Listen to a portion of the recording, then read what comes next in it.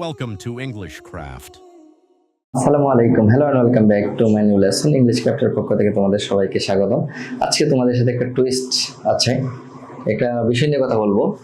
আমরা প্রতিনিয়ত এই পাঁচটি শব্দ সবসময় ইংরেজিতে বলে থাকি, এটা আমাদের বাংলা অনেকেরই জানা নাই। আমি এটা বলতে পারি, আসলে তোমরা কি জানো কিনা আমার সাথে সাথে বলবা। কম্পিউটার শব্দের অর্থ কি, মোবাইল শব্দের অর্থ কি, লাইব্রেরি শব্দের অর্থ কি, অফিস শব্দের অর্থ কি এবং টেলিভিশন শব্দের অর্থ কি। তো যারা পারো আমার লেখার আগেই আশা করি কমেন্ট বক্সে লিখে ফেলবা পাঁচটি শব্দের অর্থ। যদি পারো তাহলে থ্যাঙ্কস, আর যারা না পারো অবশ্যই আমার কাছ থেকে জেনে নিতে পারো। কম্পিউটার শব্দের অর্থ কি? কম্পিউটার শব্দের অর্থ হলো গণনা যন্ত্র। মোবাইল শব্দের অর্থ মুঠোফোন। লাইব্রেরি শব্দের অর্থ গ্রন্থাগার। কি? অফিস শব্দের অর্থ কার্যালয়।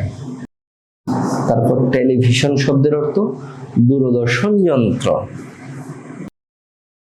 আসলে এই শব্দগুলো আমরা প্রতিনিয়ত ইংরেজিতেই বলি, শুধু এই শব্দগুলো না, এরকম আরো অনেক শব্দ আছে, যেমন কলেজ, ইউনিভার্সিটি। এই শব্দগুলো আমরা সবসময় ইংরেজিতে বলে থাকি, বাট আমাদের বাংলা অনেকেরই না বলতে বলতে না, মানে আমাদের মনে থাকে না বা আমরা জানিও না অনেকেই। তো আশা করি এই ভিডিওর পরে তোমাদের আর ভুল হবে না। আসসালামু আলাইকুম রহমতুল্লাহ। Thanks for watching.